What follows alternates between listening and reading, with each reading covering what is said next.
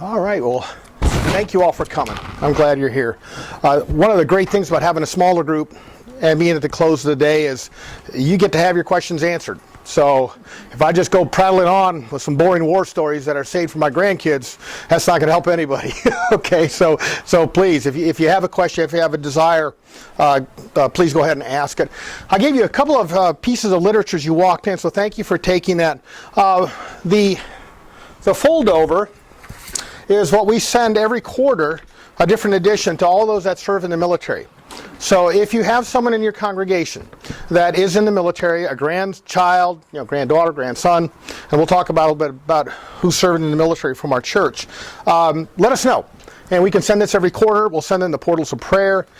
We will also send them, these are my ID tags for my years of service. We will send them a medallion that identifies them with the faith group of Lutheran, if you want, okay? So that's what Ministry to the Armed Forces does. And I'll talk more about that. Yeah? You don't put your affiliation on your dog tags anywhere? You do. It just kind of helps. This goes back to World War II. I'll leave these in the back for you all to look at it. This is a World War II medallion that we used to give those who wrote. And it's interesting because on the back it says, in case of need, notify a Lutheran chaplain. So it's that kind of level of importance. You will find, and maybe even your own kids or grandkids have done this, they will not put their faith group on here. They don't know that number 56 in the Army Code anyway is Lutheran Church Missouri Synod. They're just in line, they're doing what they call the POR, and they're told to get their shots and their wills and their dog tags all updated, and they're not going to stop and maybe explain that they're Lutheran Church Missouri Synod.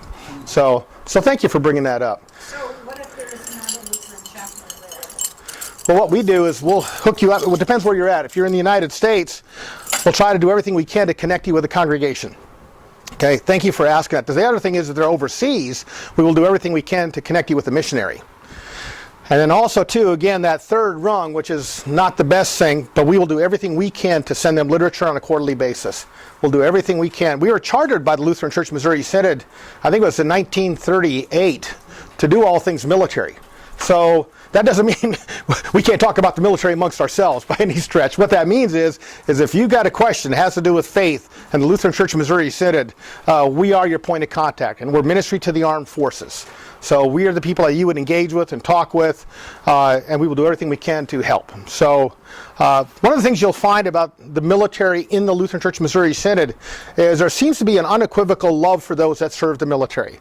Even though there might be some political divergent stuff, they will always love folks that are in the military. And I've seen that in my 31 years in the Army, 26 as an active duty Army chaplain, and then also as the assistant director for Ministry to the Armed Forces. So that means you've got the right to pick up the phone, give us a call, shoot us an email, shoot us a text, and we're there to support. The other thing I wanted to give you is just a sample of the type of literature that we'll send these guys, okay, these men and women. All right, and this is just an example of it. We intend it and design it for young people. So Help Me God, that's written for the age group of 17 to 28. So if you're looking at it and you're going, well, he didn't quite answer the full question of what is love in Holy Scripture. Well, this is the 17 to 28-year-olds. And if you know anything about the Generation Z, they read in what's called an F. Okay, so they'll read the top line, they'll skim, they'll go to the middle of an article, they'll look at that real quick, then they'll go all the way down to the bottom. And so we know that. So we don't make these things like screaming long, we're not going to exhaust the topic, but we want them to know that they're loved. The church loves them, the local congregation loves them, and Jesus loves them. And so that's really, really an important point. We're going to go ahead. Mail at least. Yeah. Hey, I tell you, and the thing is, mail is still important. Mail is very important for the military. And I'll tell you something too, and although this may sound like a sidebar, thank you for bringing that up. I've actually started to write now to people, handwritten notes. And man, they treat it like I'm giving them a $100 bill. I mean, like I wrote a note to our music director at my church. I hadn't seen him in a while. And I said, Mark, thinking about you. I'm sorry I can't be with you. I've been in D.C., Fort Wayne, and San Diego this month. It was January. But I'm thinking and praying for you and looking forward to hearing your music. Oh, my gosh. I got this gushing praise that they're validated. I mean, think of your lives. It's so nice to check your mailbox and not see a bunch of bills and advertisements and car warranty work, all that stuff. So I would recommend too that if you don't know what to do and if you're not as mobile as you used to be, get the names and addresses of some of our service personnel and write to them. Just send them a note. Nothing deep, nothing heavy. Just tell them that they're not forgotten. So thank you for bringing that up. So when I talk about the veteran as a gold mine, a lot of folks now don't understand what veterans have been through in terms of their training, in terms of their development. Whether you were in for 18 months, 18 years, I met someone today who was in for 39 years. You're going to bring something to that congregation that's going to shift the dynamic, and it's a very important point. Now, just out of curiosity, how many of you served in the military? Oh, this is great. How many have loved ones that are in the military? Okay, good. All right, good deal. So this is going to resonate with you. What's that? Don't forget families. I thought loved ones would cover that. Well, I mean, that have been, not now. Oh, okay. Well, you keep me on the straight and narrow, all right? We put up all the Yeah, you did. home stuff, which was a lot. No, I know. And if you ever want to find out more about that, you can talk to my wife, Mary. I've been in 3 wars, and she stayed home and took good care of the kids. So, yeah. So there's always a special place in my heart for our family. This is ministry to the armed forces. We're not a big, robust, massive staff, but we're a hard-working team. Chaplain Craig Mueller, retired Navy chaplain, 06, is the director. He has another title. The Department of Defense acknowledges him as the military endorser of the Lutheran Church Missouri Synod. Oversimplified, bottom line up front is you cannot serve as a chaplain unless he says you can serve as a chaplain. Okay, he's been given that task by the Lutheran Church Missouri Synod. President Harrison has given this to him as well. So we go through an extensive interview process. We bring the wife in. They go before a committee. It's an extensive process, and he chairs that. I'm the assistant director. I'm retired from the United States Army, total of 31 years. I did my airborne time, air assault time, infantry, light infantry.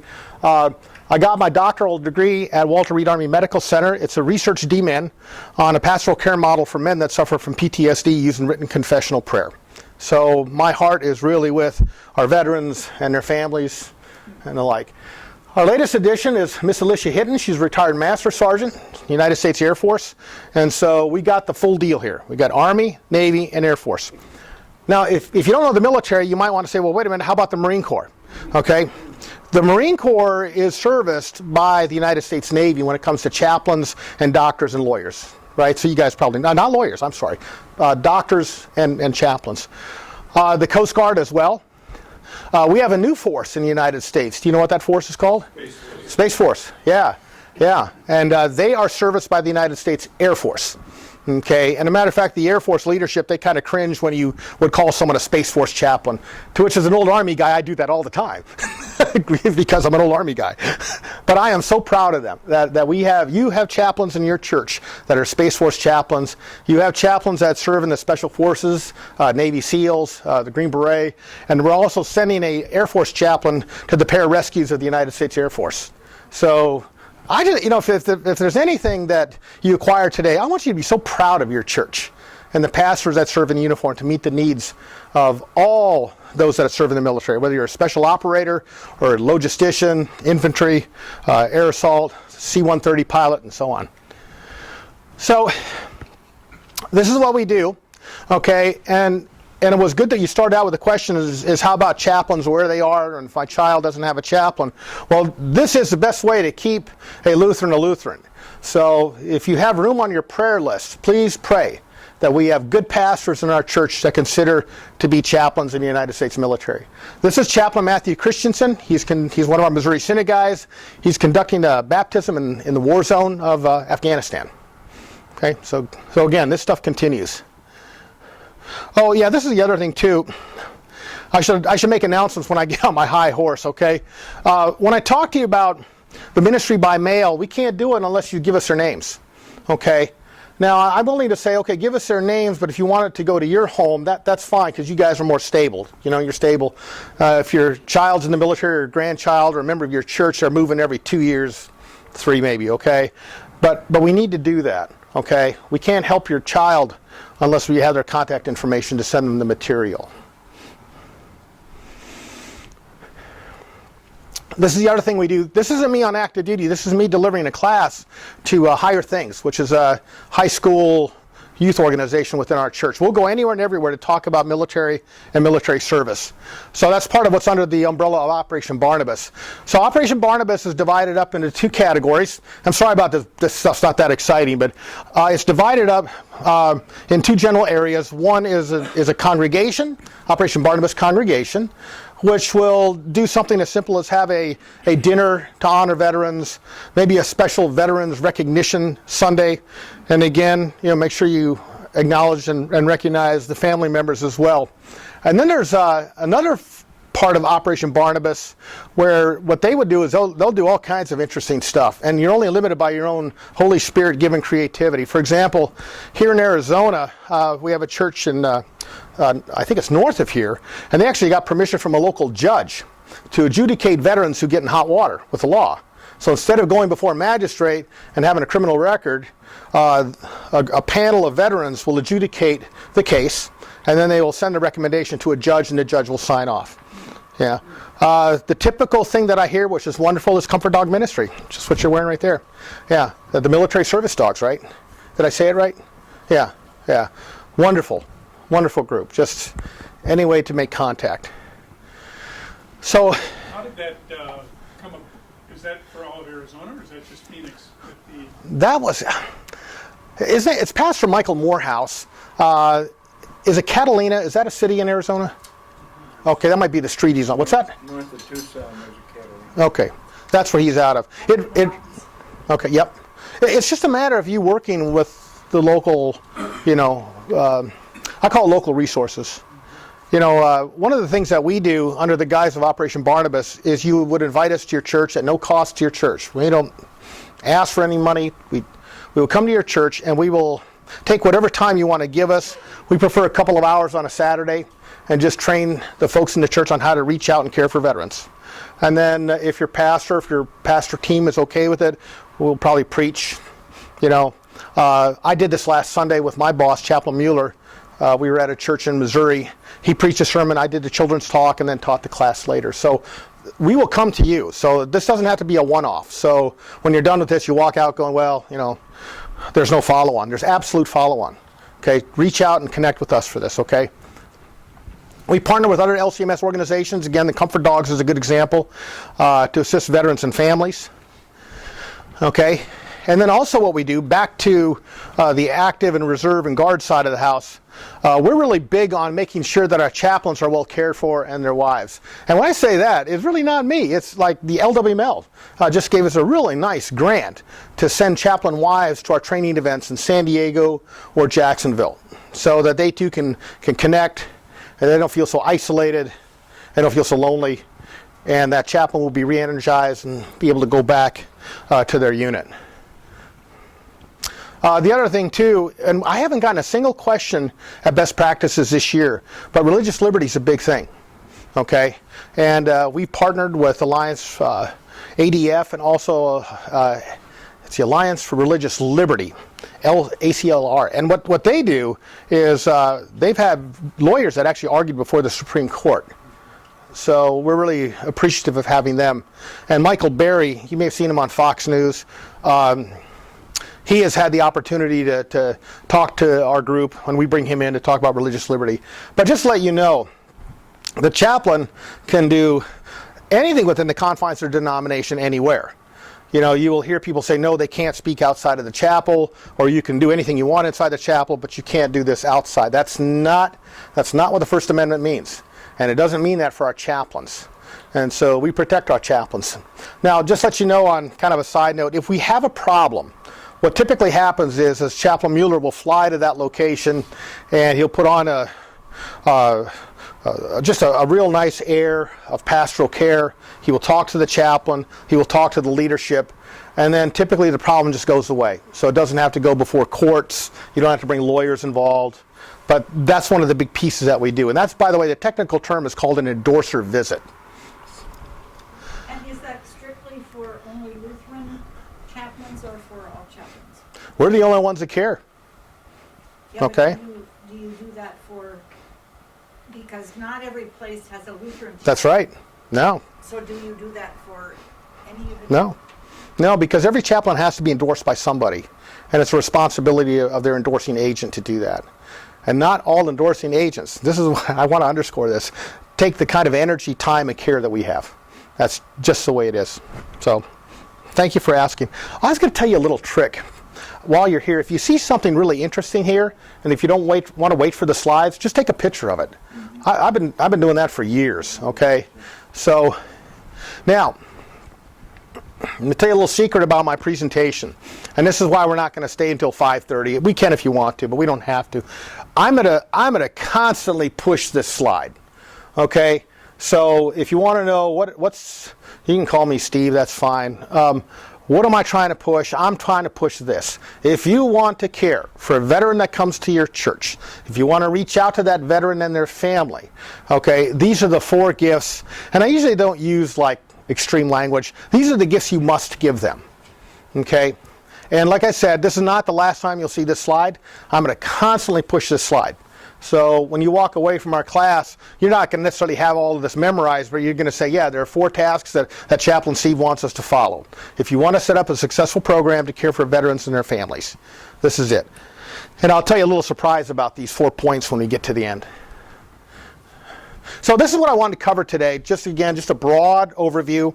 This is kind of an encapsulation of a typical 2 to 4 hour training we'll do. Okay, so we're not going to be here that long, but I'm just going to touch on the high marks of it. So we're going to talk about the distinctiveness of military culture. That's really, really important. Veterans want to connect. Okay, now there's something really important. I'm not quite sure I'm ready to add this to here. Okay. But you're going to find that when you talk to your fellow vets, they want to share their story, okay? And their story could be just a story. And just by you being there, by them acknowledging you're a veteran, they're going to want to unpackage something. And they're going to want to tell you about it. And just by way of a small example, you're going to have better vignettes than mine, but Dad died a couple years ago. And when I took him out for lunch one time, he kept telling me about this experience in the Navy and how it was total blackout condition in the South China Sea. This is during the Korean War. And there was not a single light on the USS Midway. And my dad was just a young farm kid from North Dakota in the con tower. And he's talking to this pilot. The pilot says, I cannot find the ship. I don't know where you are. I'm having an in-flight emergency. I don't remember what it was. In-flight emergency. I've got to land. I got to land. And so here's this young farm kid. He's looking over at the captain who's like, it's like God, right? And he doesn't know what to do. And the captain says, turn on the lights. And someone said, which light? He said, every light. They turned on every light on the Midway. Not just the runway, but lights in the chow hall, on the side of the ship. They turned on every light. They lit that thing up like a Roman candle. And this pilot was able to land safely. Well, I did something, and I recommend you do this with a fellow vet that may tell you a story that you're not prepared to hear, or it's a longer story. But ask them why they shared that story. Why did that story mean so much to you? And they have to think about it. Why did I share that with and he said it was the first time, my dad said it was the first time in his life that he knew that he saved the life of 2 people. Yeah. And so, like I said, I'm almost ready to put on listen to their story. Okay? They all have a story to tell. Now, you'll find that a lot of vets don't want to share their story. Anybody want to know why? I mean, you guys are all veterans. Yeah. Why? What's that? Why? Okay, all right. Oh, keep that why. Come on, all you guys. Yeah. They don't want to sound like they're bragging. Okay, they don't want to sound bragging. Okay. Shame. Yeah. Because of combat ones. Yep. Okay. Anything else? Re-traumatized. It could be, but they've been carrying this around with them. And if there's time, I can talk about the re-traumatization. They don't know if you'll understand it. Yeah, and the commonality of these initially, number one, is lack of trust. They just don't know. They may have tried to tell the story once, and it just didn't work out. When I got back from, God, what war was that? Desert Storm, I went to a car dealership, and this car salesman kept pushing me to tell me a story. And it's like, I don't want to tell a story. I was in one battle called the Battle of Al-Nasiriyah. I I'm good. Yeah. No, tell me your story. He got really pushy. And so I told him this story that really involved quite horrific traumata, and he turned flush white. And so that's another thing too. If you really want to hear a story, I'll tell you a story, but now you need to own the consequences of what just happened. So the other piece is they'll think that you will not believe them, that the story is so unbelievable that they're just not going to believe you. I was at our synodical convention, the last one we had. We're going to have another one in a couple of months. And I got to present on stage in my dress uniform. And after it was over, it's just typical. This man walked up, a Vietnam veteran, and he just dropped into a story about when he was a young kid in Vietnam and how his commander had the dumbest idea he ever heard, and that dumb idea was validated. That it was dangerous and it was dumb. And I don't know why he shared the story. I should have asked him, but that was a young kid talking to me, not a 70-year-old man. It was a young kid. And so that's the other thing too. So the use of stories are really important. Now, this is not from the church. This is from the Wall Street Journal. Okay, there's an article a couple of years ago about why you should hire a vet. Okay, so this isn't, we're not about hiring. We're about, well, why do I want to have a veteran come to my church? What can they bring to the body of Christ where I'm stationed? And I'll tell you, this is how we're taught, whether you spend, again, 2 years in the military, 31 years in the military. This is what you're taught. And one of the ones I get excited about is like teamwork. You're going to walk in automatically as saying, okay, what team am I on? How am I going to make this a better place? You're going to have a respect for procedures. Very rarely will you have a veteran kind of jump the chain. If a veteran gets involved, they understand consciousness of health and safety. I wish that Dr. Perling, who's a pastor of a church outside of Fort Leonard Wood, Missouri, were here, because it's his story and not mine. But he interrupted my chart here, and he said, where I was at, I was in my office doing sermon prep, and a veteran knocks on the door, and he comes in, and as he's talking to me, he's doing this. He's looking over Dr. Perling, kind of looking. And what happened was Perling turns around, and he goes, oh, yeah, I got this mold problem. I've had this thing for a couple of months. I don't know. I just can't. I'll figure it out sometime. Well, Dr. Perling had to leave for a conference. He came back 3 days later, and the whole drywall was changed and repainted and done. Because that person who's a veteran really believes that when you come somewhere, you want to make the world a better place than when you found it. And that's part of our identity. And although that may be repressed in some of us, it does happen nonetheless. So maybe you might want to think of a time where you did that as well as a vet, where you went in and you said, I think I can make a difference. I think I can make a difference. This is new for a lot of our younger veterans, technology and globalization. They just understand, when you deploy, the North Dakota farm kid ends up going to the South China Sea and then on to Japan. And your world all of a sudden is just really different. So your world is different than wherever you came from. It's just different. You've seen the world. Also, the understanding and grasping of technology and the appreciation of technology as well. All right. So I like this slide. It sounds kind of weird, but I'm talking about when you leave the military, what are you gaining? And then also, what are you recovering? What's lost? Now, I think you're going to understand this when I unpackage this. Okay? It's so important that if you're at a congregation that is near where folks are getting out of the military, that you assist them with reintegration. Okay? They don't have to lose their identity, but you have to bring them back in. And you have to let them know that they're loved and that they're welcomed. And we're going to unpackage that in a couple more slides. But here's some of the terms that are bantered about. Like when I leave the military, what do I gain when I get out of the military? When I serve my time, when I step out and I'm back where I'm from, what did I gain? Or did I gain anything? When you're in the military, you just embrace these horrible conditions, but you're all together. You're doing it together. You're working it together. And then when you get back home again, all of a sudden you don't have anybody. It's not that they don't care, but they're not part of that group. And so you're lost. And I'll explain that shortly.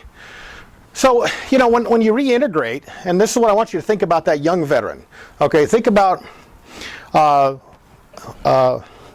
I was in Arizona a couple of years ago, and I was doing a veteran event at a church, and they invited veterans from the community. I had a 28-year-old former Marine who was there. He had 4 kids.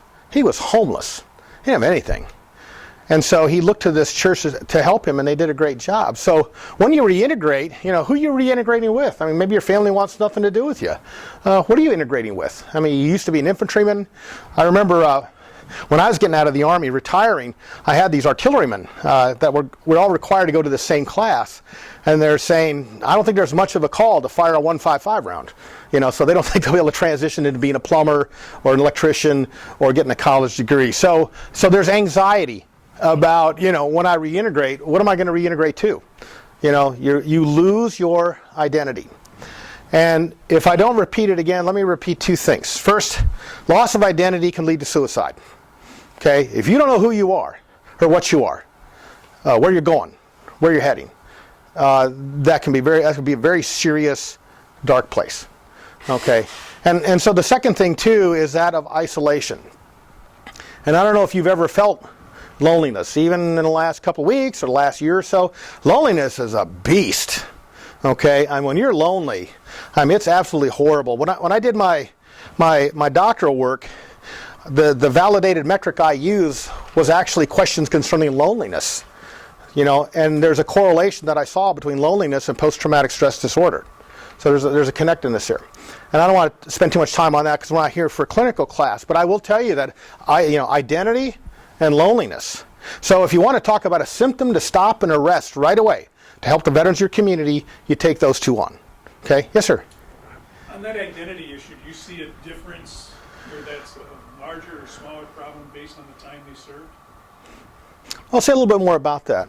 So you're a 4-year Army guy, and you get out, or you're a 20 or 30-year retiree, and you get out. Is there a difference in we'll say the crisis of identity between those 2, or anywhere in between? Like I got out after 8 years old. Okay. Well, if you all don't mind, we'll just do a comparison. So when I got out after 26 years, on active duty, I went straight to work at the International Center of the LCMS, and I had a heck of a time trying to figure out what to wear. Yeah, when you're in my case in the Army, right? I mean, you're told what you're supposed to wear, what time you're supposed to be there, and how long that task is going to last, right? I mean, 6 o'clock PT formation, you better be there at 5:45. You're going to be in your Army PT gear, tennis shoes, white socks, and so on. Yeah, I had a heck of a time trying to find my hat. Or they call it your cover, right? They don't call it a hat in the Army. They call it your cover. And so every time I get out of the car, it's like, oh my gosh, I'm out of uniform. Well, wait a minute here. I'm wearing a clerical. I'm wearing, So how about with you when you transitioned after 8 years? What was that like? I have to say it. I didn't really have a problem because I had a lot of family around me. Excellent. So from that perspective, I can't say that it was a huge transition for me. But I mean, I was a Cold War guy, right? Okay. I got out right after Desert 92. So Okay. Storm that, right? Liberation quite, yeah. Yeah. So that wasn't as big a problem for me. Just me personally. I hadn't been active or in any type of hostilities. Mm-hmm. And it was always on base, generally. Okay. That type of thing. So it wasn't. I suspect that I'm maybe not remembering maybe some of the transition things I had, but Yeah. in hindsight, I don't know that I had a huge problem. Okay. My wife would probably remember better than me. Fan, that's what you just said was golden, And I would ask your fellow vets if you think that they're having an issue or a problem, what's your wife think about it? Part of my research into PTSD had to do with talking to the spouse, and it's amazing. I had to visit this. I visited this veteran. He had a tough time in Vietnam. It was awful, and he was really quite fixated on a particular battle at the particular time of year he was in. And I said, well, that's really interesting. I don't know how we got on the topic, but can I talk to your wife? It's a doctorate. You get to explore this as how can I be the best chaplain in the world to these veterans. And so I got in. The wife let me in. We sat down. We started talking. I said, hey, I'd like to talk to you about your husband's experience. She gave me a physiological look like she just burped up a 2-week-old hot dog. I mean, she described PTSD as like a bad relative that shows up at your house and moves in and never leaves. You know, I mean, so she wasn't concerned about personal violence or any type of acting out that would be hurtful or harmful. It's just that he just was so obsessed about this particular event that it was disrupting their relationship. And these people have been married for probably 40 years plus. So it's interesting how post-traumatic stress, military service will affect the family. You're never in an isolated bubble. You're never alone. You're always going to impact and have an impact on those around you. I will have to make a side comment about getting dressed, though. So the first full-time job I had, that organization dressed in a suit and tie. So that was my uniform day to day. Oh, okay. Okay. Well, in some respects, I suppose that made it easier.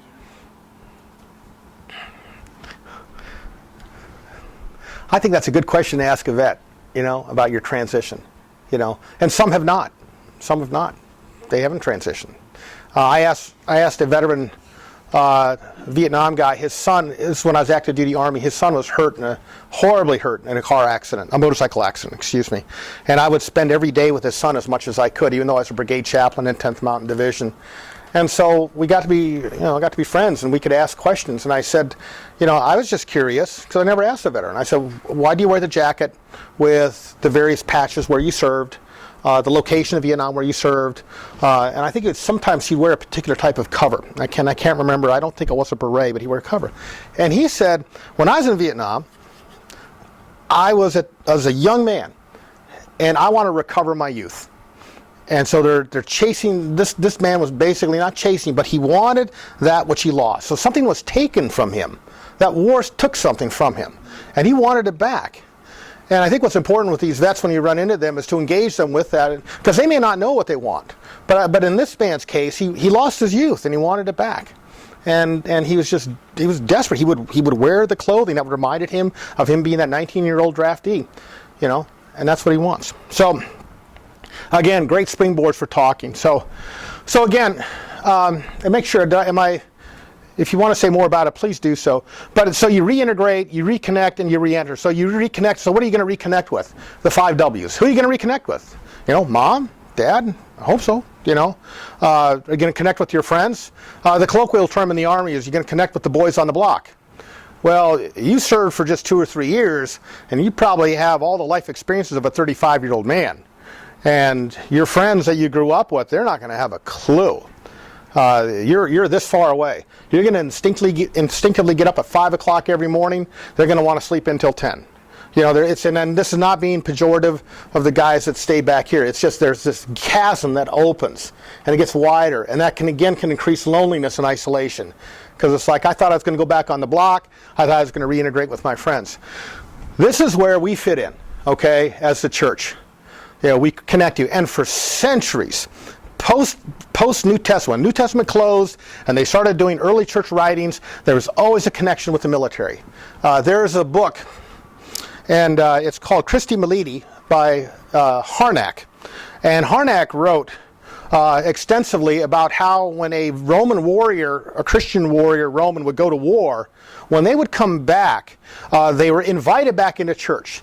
And whatever kind of horrors that were perpetrated on them or the horrors that they had perpetrated, they did not let them sit with the fully confirmed members of the church. In the ancient Roman church, they had a special section for pre-confirmands. And so they would have the warriors sit there for a time until they slowly felt reintegrated. And so there's a monk whose name I can't remember, was experimenting with St. John's wort in the 1100s to see if that would help with the mitigation of healing of the warriors. So there's always been a sense that the church should reach out. So you already have a charter, okay? You have a responsibility.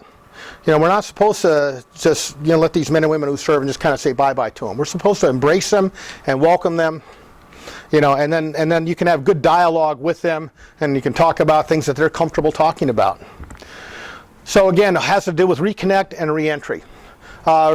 Reenter with your families. I mean, how often will you guys hear about marriages that don't last when that veteran comes back from war? I mean, they just did not make that reintegration. And the wife may not understand. I've actually saw a divorce that occurred with a colleague of mine. she used to come into my office. I was a hospital chaplain at Fort Jackson at the time. She would come in and just cry angry tears. You ever seen angry tears? Gosh, she was mad. And she was crying. She was mad. She was mad that the Army took her husband away. She was mad because she heard on the news that his site was rocketed, and she was worried he was almost, because she was so angry. She couldn't let go of that anger, and he didn't know how to connect with her, and they got divorced. It's so sad. You know, so this is the kind of stuff the war does to the soul. And this is why we need to be aware of that and be helpful for that. And point them to resources. Yeah. Have you got a ballpark figure on Vietnam veterans' divorcee rate? I don't have it, but I'm thinking. Take a guess. Actually, I'm going to tell you where you can find it. The Department of Veteran Affairs site. No, just pull a figure out. Oh, boy. I don't know. Do you have a guess? Well, from my personal experience and talking to a lot of people I know, it's, I would say 40, 45%. I'm assuming that. Yeah. It's high. So if we can stop one divorce from happening to the best of our ability, then it's a good day. Yeah. One of the challenges, and again, this is a sidebar. Please understand, this is kind of the world I live with, data and statistics. One of the things they do, I don't like this. So don't say this came from Chaplain Steve, okay? What they'll do is they'll look at divorce rate in the military, and then they'll compare it with the civilian divorce rate. So what's the civilian divorce rate looking like now? Pretty crappy, isn't it? Yeah, pretty lousy. So they may just kind of look at that going, eh. But you know, if it's caused from what I call the vicissitude of war, the sights, the sounds, the smells of war, then that's something that needs to be addressed and taken care of. It's always been the goal of myself when I do work with men is my specific area, but I do men and women with PTSD, is to not have them erase the horrible, terrible trauma, but the goal is to put it in a place that they can reconcile and understand it. Okay, if we don't, you know, I remember hearing an interview with an Army Ranger who was caught up in that hellish experience in Somalia back in the 90s. And the interviewer said, so what are you trying to do to forget this? He says, we never want to forget it. He said, I lost friends. I lost, the term he used was battle buddies. Why would I want to forget them? I would never want to forget them. And so that's the other thing, too, that some of our veterans live in tension, as they've seen some of their best buddies in the world just, you know, killed. And it's awful and it's terrible. But at the same time, they should never forget. And they should also never forget the honorable service that they gave. You know, when the country called, they hauled. Yeah. So thanks for bringing that up. I hope you don't mind my digression. Some chaplains say that the post-traumatic stress will never go away. The question is, will it disorder? Okay. You know, that what you quoted the ranger is that the ranger wants to remember that traumatic stress, but it needs to be put in a place where it doesn't disorder the present life. I can even add a little bit more to that. Have you ever heard of post-traumatic growth? Where you're actually a better person when you heal from the trauma. And they call it post-traumatic growth. There's a lot of literature written that supports that. So isn't that great? Yeah, so this is why I would also give hope to the veterans that are just lost in their PTSD. You know, now here's the other problem. They have what's called comorbidity, a lot of vets. And I'm sorry I'm doing my passion. I should stick with our comorbidity means they got something else going on. So you can have PTSD and you may have something like mild traumatic brain injury.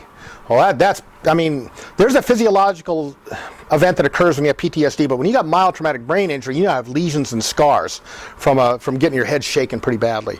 So this is why I always recommend that when someone comes to you and says, I got PTSD, then do everything and ask if they've been diagnosed, and if they haven't, get them in for treatment, okay? Because that can really help them out. But yeah, post-traumatic growth. And that's the other reason why I recommend that they get treatment. I wanted to show you this. This is back into the lane of theology. I don't know if you've ever heard of him. He was a MARSOC special operator, United States Marine Corps Special Operations Command. And he noticed that when he got out, his fellow Marines never returned his phone calls. They didn't invite him to the bar. They didn't hang out with him anymore. And so this is crazy. He wrote a book called The Excommunicated Warrior. He wrote a book using church terms to describe what it's like when you leave the military. So when you say his friends wouldn't call him or wouldn't, were those guys still active duty? They were. Okay, so Yeah. out of the brotherhood because they felt betrayed. That's it. And if you've been a part of that brotherhood, then you know how valuable and precious it is. Yeah. Yeah. But again, this is harsh and this is tough, but it's an opportunity. You know, they can move from one brotherhood to the brotherhood of Christ. You know, the family of God. Okay, there it is again. Okay, so anytime a veteran comes to the church, you be sure you give them a job, a study, okay, a friend, and a worship service, and I'll break that down again. Okay, this is the theme verse of Ministry to the Armed Forces, the armor of God. We're fighting against forces that are not just physical. It's tough. It's tough. I had a friend of mine who I talked to a couple of weeks ago, and he's a retired chaplain living in Tennessee, and he told me about, he said, Steve, I'll get away, I'm sorry. Steve, I just don't understand it. He said, we had a guy that got out 6 tours of Afghanistan. Yeah, it was hard, it was tough. He was hunting, he was fishing. Again, this guy's from Tennessee. He just killed himself. Just did it. And it was hard for him to reconcile that he was doing the things that at least my buddy Terry would love to do. Plenty of time to hunt, plenty of time to fish, and they thought he was doing fine, and he killed himself. So that's got to be the work of Satan. You know, I mean, this is the powers of this dark world. You know, when you serve your country, you know, you should have the ability to walk away and go on with your life. But let me show you something too that's interesting with our veterans, is this question here. Okay, can one in the military be saved? And not to put any pressure on you, the answer is yes, right? You serve in the military, you can be saved. But what I found that was kind of interesting is that they don't feel that salvation is for them, especially if they were caught in a pretty tough, horrible firefight or had an incident. I had a guy I was working with a long time ago, and just to illustrate, he's a good guy. He's doing well, but he had to shoot a child because a child was running towards his commander with a picnic basket, and he was certain that it had a grenade in it. It didn't have a grenade; it had a claymore. Okay, so, but he feels terribly guilty. So when his church does, okay, it's time for the boys and girls to come up for children's talk, he'd get up and walk out because he hadn't had a chance to fully reconcile the trauma of that. So you're going to find a lot of veterans are going to say, yeah, salvation is for you, but it's not for me. It's not for me because of what I did. And this is where you need to communicate and engage with that veteran and to let them know about how powerful and strong is the suffering death of Jesus and how he washed the sins of all humanity away. Now, I'd like using this picture, and if you'll let me indulge you for a second, you see a skull in the middle of the picture. Okay, that's not to necessarily mean Golgotha, right, place of the skull. But this is a style of portraiture where the author is bringing you in. The author is saying, hey, you who are looking at this, that's you. Because you know you're going to die someday. You know, comfortable with it or not, you're going to die. But what's also interesting about this is you see other things with this painting. You see Jerusalem in the background. And if you ever want to know where Mary is usually arrayed in purple or blue. Okay, you don't have to be literate to know this. And then you see, and this is what's crazy, you see the Sanhedrin guys, the ones who put Jesus on the cross, so to speak. And then you see Roman soldiers at the foot of the cross. And then the wildest one is this guy right here. Do you know what he is? Can you see it okay in the back? Yeah, he's a centurion. Those guys didn't represent Rome, they were Rome. I mean, there are manuscripts that have survived. One of them is called the Vindalata fragment that talks about a man pleading with a centurion not to beat him with rods. Because that's a death sentence, right? You get beaten with rods, you die. Please don't beat me with rods. I know I'm a liar. I know I'm a thief. But please don't do that. And I don't know what happened to that gentleman. He is wearing something on his chest. That's called a phylactery. And a phylactery is the Medal of Honor for a Roman. Okay. Actually, there's one award that's higher. It's this greenery you wear for saving the life of another Roman. And then another type of device of honor and valor about that, the same level, is if you're the first one over a wall of an enemy city. Okay, so this guy's no joke. He was a leader. He was a hero. He's on a horse. You know, the point I wanted to make is to remind all of us, because you have to believe this first, that there is no sin that you committed that the blood of Jesus Christ cannot cleanse. Okay, that forgiveness is for you. And once you believe that forgiveness, and we have to constantly hear those words of forgiveness, then you can extend that to those that are so hurting. I mean, they're doing anything they can to wash away the sadness and pain of war. Okay, so that's what I want to leave with you is that point right there. You fooled me. How's that? I thought you were going to talk about how he announced to the crook, the bad guy, that he was going to be in heaven with him that day. Oh yeah, yeah. There's Jesus sitting there. Today you will be with me in paradise. But yeah. So again, who's at the foot of the cross? You got the Roman soldiers and you got the centurion, those that serve. And if you ever want to study the brutality of the Roman army, there's plenty of books out there you can read about that. Okay, so how is it that those who served are saved? Okay, this might sound sophomoric, but you're saved apart from your works. All right, now there's actually, the pastor is here. I went to a funeral of a mentor of mine, Vietnam veteran, won the Legion of Merit in Vietnam. Very unusual award, right? He was wounded in the battle. He was in the 173rd Airborne. Boy, I tell you this, when he died, the first sergeant from his unit got up on this big massive stage of this very large church, and he said, and I'll say his name because I honor the man, Connie Walker. He said, Connie Walker is in heaven today because you went through the hell of Vietnam. Okay, and he said some other things. After it was over, this pastor, who is generally a nice guy, okay, and so what he said was in the spirit of his kindness. He's preaching on and on and on about law and gospel, the need for Christ as our Savior, and what Jesus does to wash away our sins. And then he said, First Sergeant, in all respect to what you said, Connie is not in heaven today because of Vietnam. He's in heaven today because Jesus loved him and died for him. And Connie wants you to know that. And so it was wonderful for me to see that, so I can tell you that event. Because sometimes as veterans, we kind of get lost in the trauma of our war and thinking that it would top, that it would one up, the atonement of Jesus. And it doesn't. It's just sad, awful, and horrible. Okay? Go on to this one. And, if you ever want Bible passages, these are some of the Bible passages that make it clear. This is Paul in Romans, talking about while we were yet sinners, Christ died for us. A very similar vein you find, but that's really important. Okay. And for those of you who do study Luther, I'm a big fan of Luther. Luther called this the sinner-saint dichotomy. So while we were still yet sinners, Christ died for us. Are we sinners today? Yes, I'm standing before you. I am a sinner. I'm in desperate need of the redemption of Jesus, and he gives it to me. And we should all be proud to say that we are sinner and saint at the same time. We're not working towards perfection.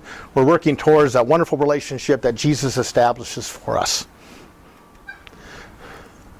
Okay. Now, I'm going to skip this slide because you guys, many of you are brushing up against veterans. You're veterans. You know where to find veterans, where to identify with veterans. And this is where I would train congregations who want to reach out to vets and they don't know how. Okay, where do I go? What do I need to think about? Where can I find veterans who are desperately in need to hear the gospel? Okay, now I want to show you a way of using culture and this is one of the uniquenesses I think of our brief time together. So, the distinctiveness of military culture. All right, so don't forget about the reserve forces, and don't forget about active guard. So, if you were to come by the table and we'll start talking, I might say, hey, is there a military installation near your home? And you might think, well, I don't live near Fort Campbell, Kentucky. I don't live in Norfolk, Virginia, right, the big naval area. I don't live in San Diego. I don't live near Whiteman Air Force Base in Missouri. But I'll bet you got a National Guard or Reserve Center. And they need you. They need your support. And I'll just speak on behalf of having a son who's a captain in the Minnesota National Guard. Okay? They need community support. They need community love and care. So if you're going to put together a plan of reaching out and caring for vets, don't forget about those guys and their families. Okay? And if you know folks who served in the Reserve and National Guard, many of them have taken a financial hit, have horribly been inconvenienced. I should find a different word for that, right? But it's been hard. It's hard to deploy. My son's cook, when he was in Kuwait last year, was a 4-star chef at a hotel in Minneapolis. Do you think he took a financial hit? Yeah, you bet he took a financial hit, So I'm not saying that you're going to recompensate them, but you're going to reach out and you're going to express care. Now, this thing too is kind of sets you free from this, okay? So there's cultures in each one of the branches of the military, and then there's subcultures as well. And this is where, you're not supposed to be the expert. I mean, I'm an Army guy. I'm not going to know really a lot about submariners. So what I do, when I encounter somebody, I'll say, hey, what branch did you serve in? And they'll tell me, like Navy, right? Because I don't know a lot about Navy. I said, well, what did you do? I was a submariner. Tell me what's it like to be a submariner. And then you open the door, okay? And they're going to start sharing and talking. And if you never served on a submarine, you're going to hear some wild stories. Special Forces, I spent a brief time in the Special Forces. I know enough about the Special Forces to know that these guys need a lot of help, love, care, support. But any branch of service. This is a volunteer force. They weren't forced in. They didn't get a letter saying, congratulations, you're now drafted. They are there as volunteers. And so any kind of help or support you can give them is just wonderful. But again, I don't want you to shy away because, I don't know anything about medical, loggy, SF, or submariner stuff. Okay, don't be shy about that. Just engage them. Okay. This is what they lose. Remember I talked about what you gain, what you lose? When you leave the military, you lose this. You lose the clear rules, right? You lose your values. I'm not going to read it, but just to show you one of the ID tags I have is I have a third one, and on here is the Army values. Okay, we who served in the military actually belong to a values-based culture. And now I retired in 2016, and I can tell you that if I didn't follow all 7 of those Army values, I'd be redlined. I'd be flat on my OER, and they'd throw me out. And not just because I'm a chaplain. But you have 7 Army values, and you have to live by them. Other branches have different number of values, but it's a values-based culture. And I think that helps you to understand that when you reach out for them. Traditions, all kinds of traditions. I mean, we don't have time to talk about all of them. Dining in, dining out. The chief's mess on ships, very sequestered, right? You guys might know that more so than me. Is that right? Yeah? Were you a chief by chance? Navy. Oh, man. Okay. Yeah. Yeah, a lot of traditions in the Navy. I'm asking this so y'all can know this. I don't know if you know. What's this thing when you cross the meridian? You cross the equator. Shellback. Shellback, yeah. Crossing the equator. Yeah, and my dad cherished that shellback certificate he got. So, yeah, and again, if you don't know what that is, if you're Army, if you're Air Force, it's a great place to ask about it, okay? I mean, we still have that diploma hanging in our house, in Virginia. I mean, Dad loved that. Mom's not taking that down, So be aware of the different traditions, okay? The other thing, too, is that you're going to find that a lot of vets will remember this when they're in the military, that you defend the Constitution and you're not part of it, right? I mean, you don't have freedom of speech in the military, and I'm almost keeping you from laughing to say that. If your commander says you're going to do this, you do it. You don't say, well, I just don't feel like it's my day today. Send Bravo Company. They're much better at this. It doesn't work like that. So I think this kind of creeps into their concept of faith. My job is to defend the faith, but not be a part of it. To not fully enjoy the sacraments of baptism, the Lord's Supper, because I'm a warrior. I was on the front line, and we have to kind of separate that. Okay, that what Jesus has done for all humanity includes them as well. Okay, when you're driving by in your neighborhood, you see these signs, make a little mental note, because these people need to hear the good news of the gospel. All right, these are all the reserve and guard forces that you'll see. And if you have any kind of way to extend into their organization to help them, a dinner, I want to be careful because sometimes people will think that I only gave 2 or 3 suggestions. The purpose of when I even threw that out was to prime your pump, okay? So you can see that the need is great. And if you're interested in youth ministry, this is the Eternal Youth Group. The average age for someone in the United States Marine Corps, any Marines here, former Marines? Okay, good. The average age in the Marine Corps is 17. Yeah, 17 to 19. Yeah. I went in at 17. Yeah. Oh, I'm glad you said that. Yeah, did you hear that? Yeah. Every couple of years, they have what's called a fresh Marine Corps. I mean, so you'll serve your time, out you go, and everybody else that joined during that year, and it'll be a brand new, young, spry Marine Corps, with exception, where you have the leadership, the sergeant majors, and so on and so forth. Anybody want to guess the average age in the Army? 26. Yeah, and even in World War II, I was talking to a guy at a retirement home who used to transport Marines and Army guys, and he said compared to the Marines, the Army guys were like a bunch of old men, and they're 26 years old. Yeah. Navy's about the same. Navy's about 25. Yeah, 26. Yeah. So. The Air Force is probably older because they're not as stressed they live longer. Oh, no, behave. But I think that's fascinating. That's why, when I made mention to you about the age group that I write in these periodicals, it's that age group. I'm targeting that age group. Okay, yeah. And by the way, if you walk around best practices here, you're going to find folks that are prior service, Marine Corps, Army, Navy, and I mean young guys too, young pastors. Yeah. And I think they're trying to bring meaning of their service to pastoral ministry. Yeah. One young man here. I better not talk about it. Okay, let me go on. So, question: how many veterans are in the United States? Okay, you can find this. By the way, none of this is Chaplain Steve's secret sauce stuff. Okay, but here's a number. Okay, and that is the latest data of 2021. Okay, that's a lot of veterans. Yeah. So if you're looking for a group to reach out to and care for in your community, wouldn't it be amazing if all of our churches and our synod, would have just a small group that would reach out? I mean, you bring those kind of folks into your church, you're going to turn Christianity upside down. It's going to be amazing. There's no active duty, they're just vets. These are veterans, just veterans. And there's 300 and some million people in the country, so Yeah. what percentage is pretty small. So I want to show you something, okay, by way of data, okay. You can find this from the Department of Veteran Affairs. Is if you go to their website and you do the state that you live in, okay, they'll actually tell you. So, for example, I was at Emmanuel Lutheran Church in Olivet, Missouri this weekend, and I did this class. So I thought I'd leave up the data slide. Now, before I go on to that, let me tell you all something really important, okay? Female vets, okay? If I could do anything to reinforce an area that you may not have explored before, is that of female veterans. These women have served honorably, and they deserve all the praise and benefits and all of that. And so much so that the Department of Veteran Affairs, if you're even doing something like a Bible study for women vets in your area, they want to talk to you. They want to engage with you. They want to know what they can do to help. Now, be very careful when the government shows up, okay? Because they may throw more money at you than you want, and you'll have to be beholden to certain things. So that was just my free public service announcement.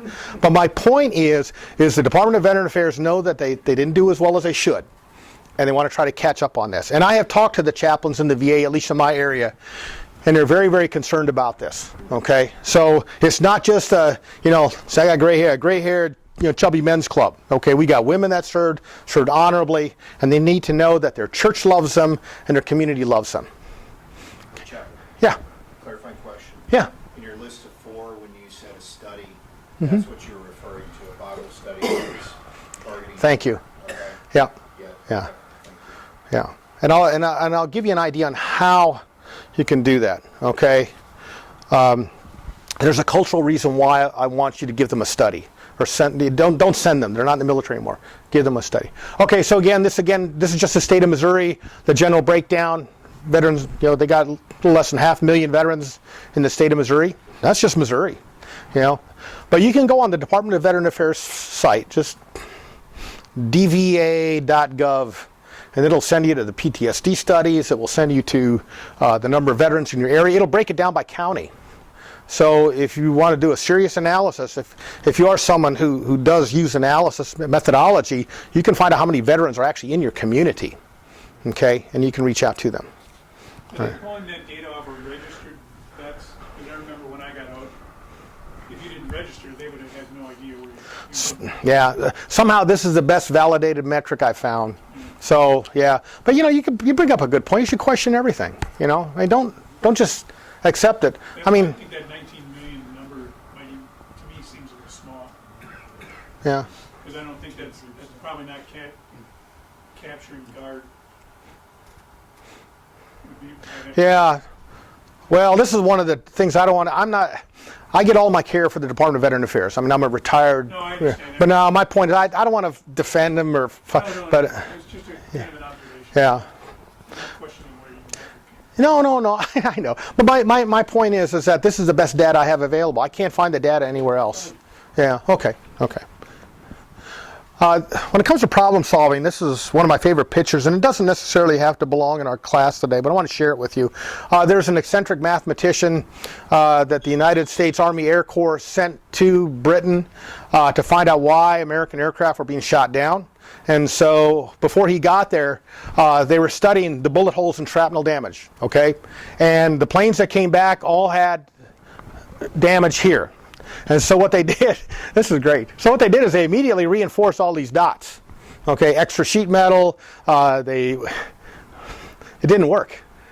Why didn't it work? Because those are the ones that were coming back. That's right. Yeah, yeah. So when you look at a problem in your area, and especially reaching out and caring for vets, sometimes the fix in your area may not be the fix that they need. So I'm asking you to move outside of your paradigm. And I only regret that I don't know the name of this mathematician. He's quite the eccentric. But yeah, it just took somebody to say, wait a minute, these are the ones that are coming home. You know, so what they really needed to do, and they eventually did that, this is where the fuel tanks were. They reinforced those, the engines, as best they could here, and this area as well. Yeah, yeah. So again, I would call this more of a paradigm busting model. Okay, and so you can use this in anything involved with the body of Christ, but I think it's a good one for us with veterans. Okay, now what I'm going to do is, because I want to get us out in a timely manner here. So a job, okay, is when they go through your new member class, and it goes well. What you would want to do is to ask them if there's some place in the church that they can make it a better place, and they'll frequently tell you that. Okay, or they'll find it themselves. When I was a young vicar, this is way back when, we had a retired fellow that came to our church. I was vicaring in Bradenton, Florida. He was I think he's a very wealthy man from Ohio. He wasn't a big communicator. He'd show up at church on a Saturday afternoon when no one was there, and he would sharpen every pencil in the pew. And then he'd put them back. And that was his job. And I thought it was pretty awesome, because have you ever tried to fill out a visitor card or communion card with a busted pencil with no eraser? You know, it's not a lot of fun. But he did that, so he kind of found his niche. But to think of ways to give them a job, okay? I actually had a fight break out when I did this one time. Okay, here's what happened. I said, give him a job. I talked about pencil sharpeners. One of the vets turned around and looked at this guy and says, Bill, that's about all you could do. You know, so thank you for not, no fighting, okay. Okay, the second thing is a study. Okay, in the military culture, and I need to backtrack a little bit, I was called a 56 Alpha 7 Romeo Papa. So I was an airborne chaplain, hospital trained. That was my number. So those of you who served in the military, you all had a job. Okay, your job was your identity. Okay, so give them a job, a very simple job. The second is a study. The military culture, at least the military culture today, is that if you're not studying, you're gone. They don't care if you're the best gunner. They don't care if you can score a 300 on the APFT. If you're not studying, if you're not progressing, especially in the Air Force, you're gone. They'll throw you out. They don't care. Okay, so they understand the importance of a study. So what I would recommend is you consider just looking at what kind of Bible studies you have going on in your church. You know, you have a female veteran. If there's a women's Bible study, encourage her to go there. Just as a thought, not as a mandate. A young man there, say, hey, it'd be nice if you could attend pastor's Bible study on Habakkuk. You know, and if you're happy where you're at, keep going. Okay, because they're going to know that if they're not studying, they're not progressing. So get them into a study. Okay, as quick as you can. The third is a friend. And we have different terms in all the different branches of service. You have a battle buddy, which is Marine Corps and Army. And then you have a wingman, which is Air Force. And you have a shipmate, which is Navy. So when they join your church, aside from giving them a stack of envelopes, a little cross, a prayer book, give them a friend. You know, and again, this is not a boundary violating, not overly compensating, but a friend, someone that can call, Mr. Hokana, the new member of your church, every once in a while, just check in, maybe offer to buy a cup of coffee. You don't have to take them up on it, but to do that is so really important. Now what you're going to do with these here right now is you're going to reduce isolation, you're going to reduce loneliness, You're also going to give them a sense of identity. They now belong somewhere. They're doing something. And then the fourth one ties in with all of those as well, a worship service. So if you have more than one worship service, if you see that the veteran and their family is going to the worship service, say, hey, I'm glad you're here. I want you to keep continuing coming here. And if they don't come to church, if they kind of, for whatever reason, then that friend's got the right to give them a call. You know, check in on them. Hey, how you doing? Haven't seen you lately. And it could be something like, well, my mother's been sick. I've been taking care of my mother. Or I've just been having a tough day. You know, I had a reawakening experience and just want to talk about it. Okay? So again, that's the sum total purpose of this, okay? I covered these, okay? You know, we're concerned about suicide. I've been looking at, there's a study that was just released the other day, and you can validate what I'm telling you. It's on the DVA site. And they're trying to find out if there's a connection between post-traumatic stress disorder and PTSD, and it's inconclusive. But in the study, it's just seeped with loneliness. It just doesn't seem to go away. You know, and we've seen this with our own culture today. I don't know if you guys get the Wall Street Journal, but there's an article in the Wall Street Journal. I didn't read it. I've been told about it, so I have to be careful with this. But one of the leading causes of girl teenage suicide is loneliness. I just read that too. Did you? Yeah. Thank you. So again, this can help kind of put that in check. Okay. The community worship service. You know, we all talk about this, but yeah, if you're not getting up to go to church, you're not enacting discipline. So sometimes it just takes discipline to go to church. You're not going to find the treasure chest of God going fishing. Okay, you're not going to find the secret wonderful works of the Holy Spirit by just hanging out the house watching football. It's just not going to happen. Okay, and so instead of taking that kind of an attack, so to speak, just talk to them about how it's a wonderful thing to be a disciplined person to go to worship. Okay. So I just want to cover again what we went through really quick, the distinctive military culture and how you can leverage that culture when it comes to reaching out and caring for this gold mine. I want you to understand the veteran is a gift. Tell them they're a gift. I'm so glad you came here. You're a gift. Yeah, well, you don't know me at all. Look, you served honorably. If you find out they served honorably, and I tell you what, I'm just so glad you're here. And I can't thank you enough for being here. 4 gifts to give a veteran. We talked about that extensively. Okay, and I'm going to go ahead and I want to just close out with information. And again, if you want to take a picture of that, that's how you can reach out and contact us. Okay, because we want you to reach out and contact. We want to help you. Okay, so again, this isn't just a one-off class that's an hour, maybe a little over an hour long, and then you're going to go off. We want to help you start on that research. Okay.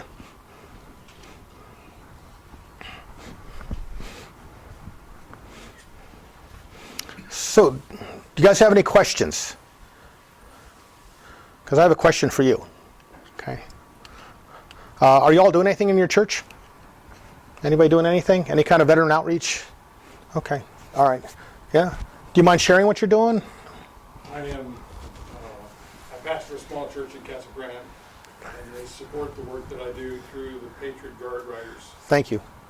We do recognition not only military funerals, but also what's called Help on the Home Front. Oh, what's that? What's that? Doing it, for instance, is a Tucson baseball star, high school baseball star that was killed in the service in 2010. Mm-hmm. And they remember him during a specific baseball game every year. And they ask us to go in and we do flag lines. And Nice. we represent him during the service. Mm-hmm. We are part of the Missing in America project, which is Mm-hmm. a project that's started out in Arizona, but now it's national, where they find deceased veterans' remains that have not been claimed.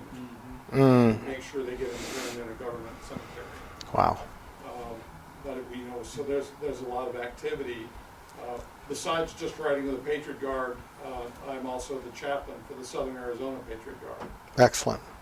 So I have the opportunity to do graveside services and things for veteran families. Wow. I don't have anybody to speak Yep. if they request it. So, and it's, I don't know if anybody realizes there's a tradition. It's not just, it's a veteran tradition that doesn't seem to be overly popular or overly known.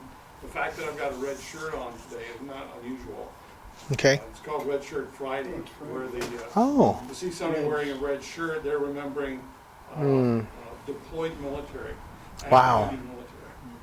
And we do that at home, the red shirt on Friday. Yeah. That's nice. Wow. So it's the military and the Patriot Guard is predominantly veteran, Mm-hmm. but it's not veteran. It's not a requirement to be veteran. It's not a requirement to be a motorcycle. We have guys from all sorts of different walks of life that ride with us. But it's truly, it's connected me with the American Legion posts and the VFWs and things like that. I truly appreciate being able to serve our veterans through being chaplain within the organization. That's nice. I would recommend just hearing. I mean, you're so heavily involved. This is great. I don't want anybody to be discouraged, right? So, man, I can't do that. That's just too much. Start small, and find a veteran in your church. You know, have them help you, right? You'd be surprised, Yep. especially the older guys who are Vietnam era veterans. Mm-hmm. I'm Vietnam era, and I had to meet a Vietnam combat vet from the Marines to scold me for not being willing to claim it because I was never out. I wasn't in country because I went in '74. It was Yeah. basically only by then. Yep. But I drilled in the reserves for 17 years. Desert Oh my Storm, gosh. Desert Storm. Okay. My last active duty was a ship, the first and only ship off the coast of Iran, and they took the embassy. Wow. So, there's little experiences that go along with each one of those that you don't want to talk about. Sure. Well, thank you for sharing that. And I want you to kind of this cross-pollination of talking about what you can do. Okay. I've always thought that it'd be nice if we could set up some kind of a mentorship with the younger vets. You know, the young guys that are coming out. Okay. Now the frustration you'll hear, and again, I don't want to take up too much of our time. The frustration is when you talk to the VFW, the typical places where we would go is there's this young group they don't like to join. They're not joiners. Okay. So the question is how do you reach out to them, right? I want to push back on that. All right. Because Yeah. I was a Boy Stater. You know, my dad was in the American Legion, and so I became a veteran. I said I want to join the American Legion. Outstanding. I got to tell you, it's really hard for me to go because I go and nobody talks to me. I'm a pastor at a church, and now I'm sitting here going, this is what it's like for someone to come off the street and come to my church where they don't know, if they don't know the liturgy, they don't know the tradition, Okay. they don't know any of the people. And I got to tell you, though, it's really hard for me to push through that you go walking in there and you don't know anybody. Oh, I hear you. Okay. engaged with Yeah. you either. And I want to just find a way that I can lovingly tell them, hey, I'm here, and I'm willing to pick up this mantle, but you gotta show me the ropes. Yeah. Meet me halfway here. Yeah, you gotta show me the ropes. Okay. Yes, We sir. do the opposite thing in my American Legion. We just search out and welcome young guys. Good. Come back. Call We post say, well, you want to be the 165. treasurer, you want to be the advocate, Yeah. you want to serve in the color guard, come on in. have That's some wonderful. Bingo. The problem is they have little kids and they got basketball and football and they don't have Yeah. time to go to meetings. So then you got this dichotomy. I don't know if it's too late for any kind of training of best practices, but any kind of stuff reaching out. They're called Gen Z now. I mean, millennials. I was talking to an Air Force commander of an intel organization. Intel wing is what they called it in the Air Force, and he said it's a real challenge. These Gen Zs now are doing what we used to do, and that requires special type of leadership. But their leadership above them is what do they call it? I'm a millennial. What are they? What's the next one down? You guys know? Yeah. So it's that group. Yeah, and it's a real challenge. So our country's got its challenges, but we're going to do okay. I mean, yeah, we're going to work at it. But yeah, finding ways to be receptive. I like what you're doing, And yeah, I mean, maybe someone needs to step up, and then say, hey, come on, guys. I mean, your charter is to take care of vets, and their families. Let's stop ignoring me, And one of the things I've found, and I'll close out this vignette, and I want you to share if you want to, or we can just go ahead and pray ourselves out. But if your church is open to veterans all along what I call the strata. You know, it's semi-homeless to a retired one-star general or admiral, okay? It's amazing what you'll do. You don't have to do anything. All of a sudden, the network is going to start. And people are going to say, you know, I got to tell you, I don't know where you're going to church, but we're rocking, you know. And when I was living at Fort Leavenworth, I was the chief of the department of the prison at Leavenworth, and I would go to this one church off base just kind of help them out with doing some stuff. And in that church, you'll have like a retired one-star general, you'll have a colonel who's the chief of the dental detachment on the base, and you'll have a semi-homeless guy, and you'll have tons of other veterans, you know. And the reason why that is the way it is because we talk. We talk. So if you can in some way get the word out that your church is veteran friendly, okay, and demonstrate that, then you're well on your way, okay? So I would highly recommend that. Okay, yeah. May I share a quick Absolutely. icebreaker Yeah. from one of your sessions? A young boy was in church looking at a bunch of pictures of men. And the pastor came up and said, "What are you looking at, young man?" He said, "I'm looking, who are all these men in these pictures?" The pastor said, "Oh, those are members who died in the service." And the young boy looked all scared and he said, "The first or second service?" my son, when we were in Kansas, they have a big stained glass of CFW Walther. You know who he is? Founder of the Lutheran Church. Yeah, and no picture of him is good, right? You know, he's bald, no teeth, but he's got a Bible and a confessional documents. And so the pastor, who's an avid hunter and fisherman, he walks over and he says, "Jonathan," he's about this kid, "do you know who that is on that stained glass window?" And he goes, I don't know who that is. He goes, "That's CFW Walther." And John goes, "Oh yeah, the guy that invented the pistol." Uh-oh, where did John learn that, you know? All right. Well, again, I don't want to cut off the dialogue, but I did promise you guys I wanted to get you out of here, you know, before 5:30. Yeah. Well, let's go ahead and pray ourselves out, okay? Blessed Lord Jesus, we thank you for the many gifts that you give us. We thank you, gracious God, for those that we served in arms and those that we want to assist. Help us, gracious Lord, to be that light to those that are in darkness and encourage them with the promises of life eternal that you give us. Through Jesus Christ our Lord. Amen. Well, thank you very much. It's great having you here. Yeah. You're welcome, guys. Thank you.